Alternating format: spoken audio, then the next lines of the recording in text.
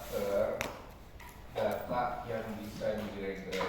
Nah, artinya memang ketika kita mau meregresi data, ketika kita mengolah data, kita harus bisa memastikan data-data tersebut itu punya karakteristik sesuai dengan syarat yang ada.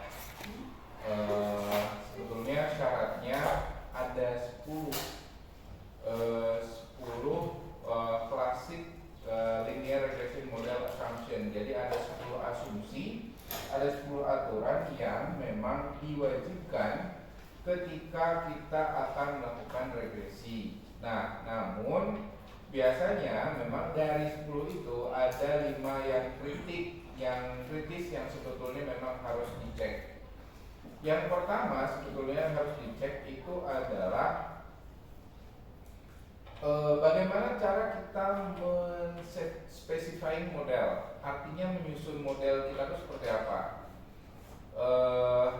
Karena gini, kenapa yang pertama yang harus dicek itu adalah susunan modelnya. Jangan-jangan sebetulnya adalah ketika kita membuat sebuah model, maka ada hal-hal yang penting yang justru ditinggalkan dari model tersebut, dan yang akibatnya biasanya apa? R-square jadi kecil. Nah, itulah yang menyebabkan bahwa ketika kita menyusun sebuah model, maka kita harus benar-benar mendasarkan model tersebut pada landasan teori yang kuat. Jadi kalau kalian misalkan memodelkan bahwa minat beli itu akan sama dengan dan dipengaruhi oleh label halal, memang mungkin iya. Tapi kan ada yang lebih penting daripada label halal. Apa? Yes. Pendapatan, pengeluaran, jumlah anak, pendidikan, ketaatan terhadap beragama, itu kan jadi salah satu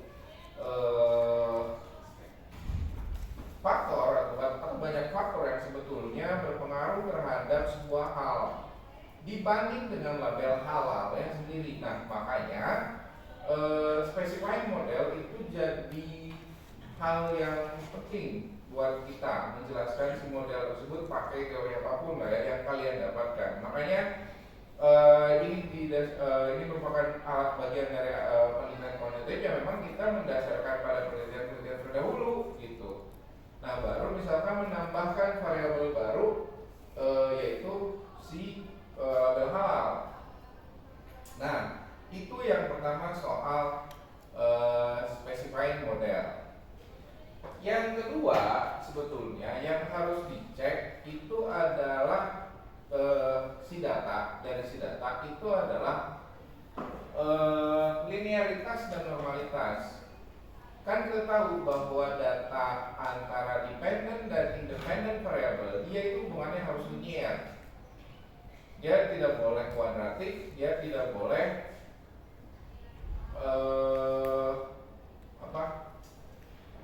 dia tidak boleh kuadratik, dia tidak boleh. Kalau kuadratik kan dia punya apa? Kalau kuadratik sebuah data yang hubungannya kuadratik, dia akan punya apa? Titik puncak kan? Ya kan? Setiap data yang kuadratik itu dia akan punya titik puncak. Contoh misalkan, kalau data yang kuadratik itu kalau misalkan kita mencocokkan antara menskaterkan antara usia dan pendapatan, dia itu kuadratik kenapa? Di usia berapa? Karena di usia tertentu pendapatan orang itu akan mencapai puncaknya. Tapi setelah lewat puncak pendapatan seorang kan akan menurun. Nah, itu adalah kalau misalkan kita menemukan data yang sifatnya kuadratik, ya. Bagaimana kalau kayak gitu? Kita cek, kita periksa, ternyata datanya kuadratik. Bagaimana kalau kayak gitu?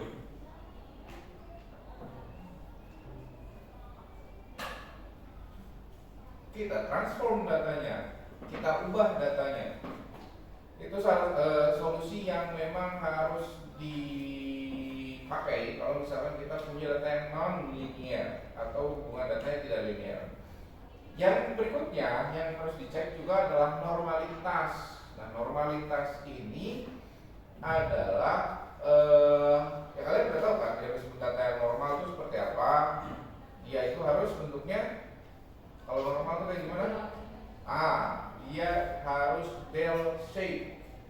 Dia harus datanya seperti lonceng. Nah, itu yang ketiga. Yang berikutnya, si data pun, nah ini tes ini, yang ini nomor 1, nomor 2, nomor 3 sama nomor 4 itu bisa dilakukan sebelum regresi. Ya. Tapi kalau yang ketiga ini kita harus membandingkan apakah residu atau jarak antara titik dengan titik value itu tidak, variasinya nggak besar. Titik value dan residunya tidak boleh jaraknya melebar. Contoh titik value itu kan titik value sama residunya itu melebar. Contoh misalkan dia itu berpola seperti ini misalkan. Jadi kayak ada corong. Nah, yang bagus titik value-nya itu adalah titik value yang sebetulnya distribusinya normal. Atau sebetulnya selain kita berusaha mengetes dengan melakukan analisa grafis, sebetulnya ada analisa statistik lain yang disebut dengan heteroscedasticity test. Nah, ini nanti yang saya ajarkan 3 hal ini. 2 hal yang lain sebetulnya bukan tidak saya ajarkan, belum saya ajarkan. Yang pertama adalah soal multicall. Multicall itu artinya setiap X yang masuk itu tidak boleh ada hubungan antar X-nya. Ngerti nggak?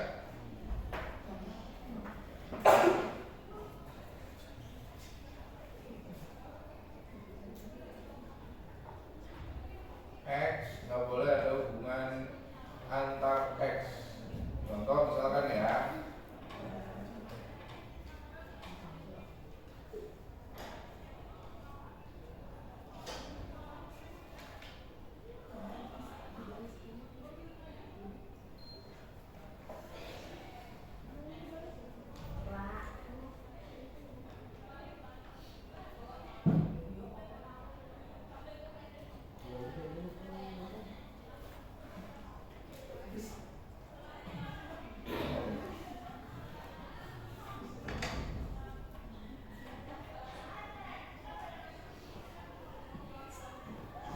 X1, X2, misalkan yaitu pendapatan dan pengeluaran.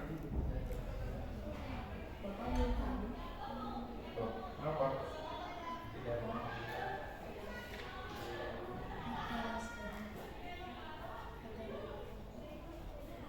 mau.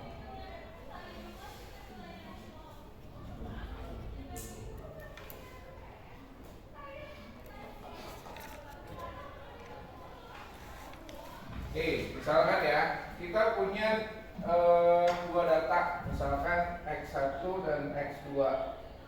X1 itu adalah pendapatan dan ini pengeluaran. Contoh misalkan ada pola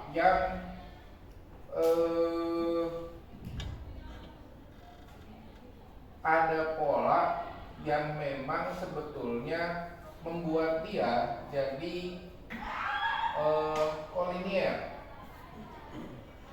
Nah, contoh misalkan ini pendapatan, ini pengeluaran. Nah, dua ini. Nah,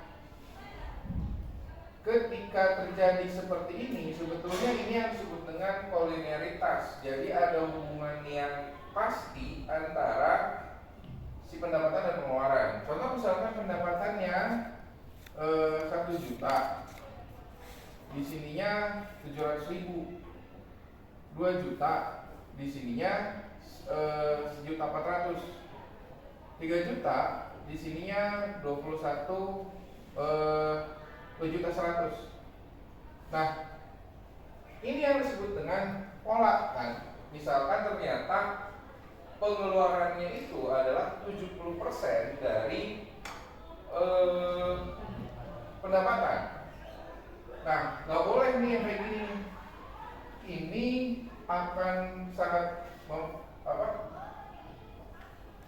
mengganggu penghitungan, sehingga pada akhirnya kalau di startup yang kayak begini dia akan langsung di drop. Jadi variabel itu nggak akan ikut di regress. Kalau misalkan kalian ketemu variabel yang seperti ini, yang multi-call, yaitu misalkan x1, x2. Ya, misalkan kalian nanti sudah nanti lah di STS kan ada beberapa variabel yang masuk kan, bukan cuma satu. Nah, nanti kalau misalkan dia seperti ini, itu akan merusak hasil regresinya, dan makanya biasanya kalau startup dia akan langsung ngedrop yang kayak gini. Ya, data salah satunya itu akan dipilih sama dia startup. Dia akan memilih secara otomatis, biasanya yang duluan dia pilih sebagai data yang masuk ke dalam analisa. Kalau misalkan sampai perfect multi-call kayak gini, sampai sempurna, jadi yang pengeluarannya 70% gitu misalkan, untuk setiap orang 70%, nah itu dia nggak bisa. Itu pasti terindikasi perfect multi-call linearity. Nah, itu contoh data yang multi-call. Contoh lagi misalkan datanya adalah laki dan perempuan. Ya, kita punya data, misalkan datanya sifatnya dummy atau 1 dan 0, laki dan perempuan. So, misalkan ini 1, ini 0, ini 0, ini 1, ini 1, ini 0. Nah, ini kan multi-call yang sangat sempurna, ya kan? Kebalikannya bahkan kalau ini polanya kan 70%-an ya. Kalau ini polanya kebalikannya. Ini pun sama. Dia nggak akan mau menghitung ini karena ini kena yang disebut dengan multikolinialitas. Ya, makanya kita nanti harus cek dulu yang ini, dan yang terakhir itu ada yang disebut dengan autokorelasi. Nah, ini atau series correlation ini biasanya terjadi di data yang sifatnya time series. Nah, kan saya belum ngajarin kalian time series, makanya ini nanti tidak akan saya perlu dalami. Tapi kalau yang mau belajar, ini harus belajar dulu soal time series datanya. Karena data untuk time series kita harus ngeset, memperlakukan datanya berbeda dengan data yang saya ajarkan. Dia itu harus diset dulu. Ada yang disebut dengan TS set atau time series set. Nah, itu yang harus dilakukan dulu. Oke, sampai 1, 2, 3 ini aman nggak? Kalau aman, saya mau ajarin caranya.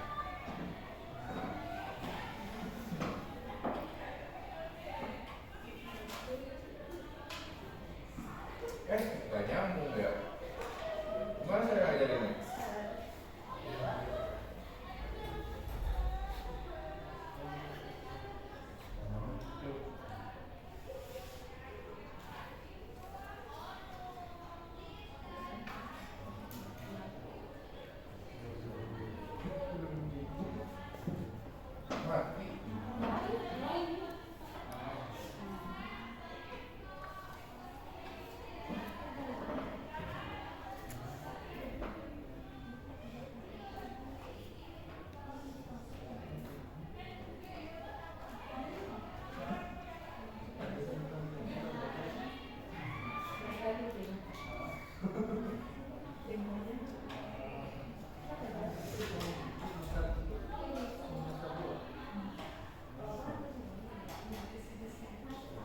Ah,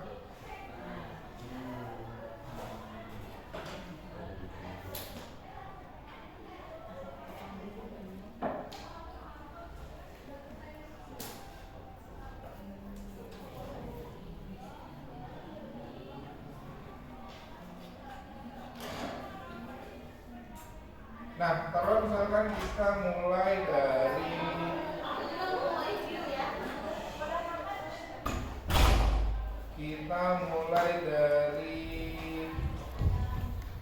data ya, kita mulai dari manggil data. Kalau manggil data gampang, tinggal open doang sama kayak Word sebetulnya.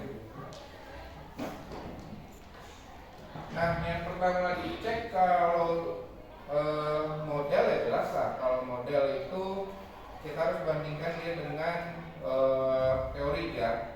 Yang pertama, yang kedua soal linearitas itu kita bisa cek dengan sebuah gambar. Ini kalau kita cek sebuah gambar scatter, saya minta bisa sih scatter, saya minta bukakan two-way scatter, two-way. Bilang aja ternyata. Nah, saya minta tolong buatkan gambar scatter antara BWGHT dan CIS dengan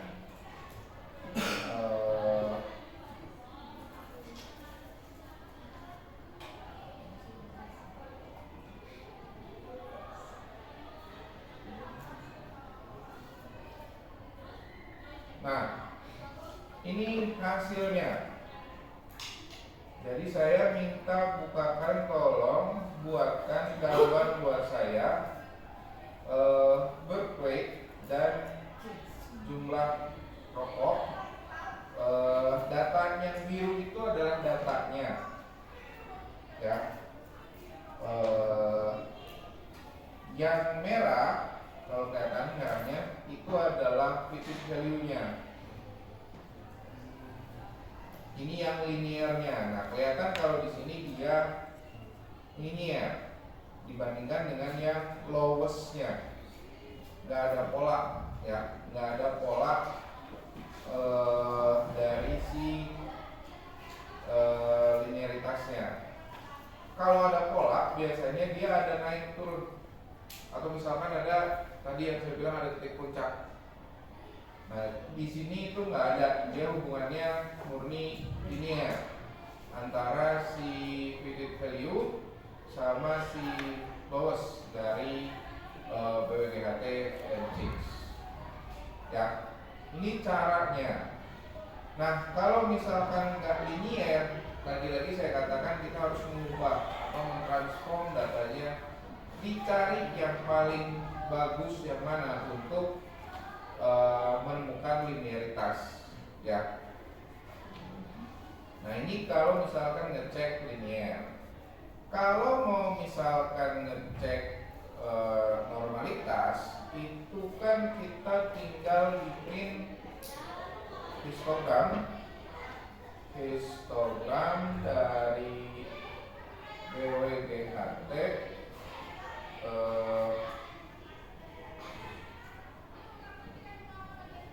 nah, ya normal.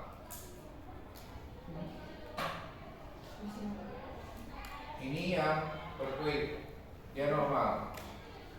Tapi kita coba cek normalitasnya dari si chicks. Oh sorry, saya lupa satu opsi. Dia harus kita kasih opsi 0. Pak, layarnya ada berubah. Berubah.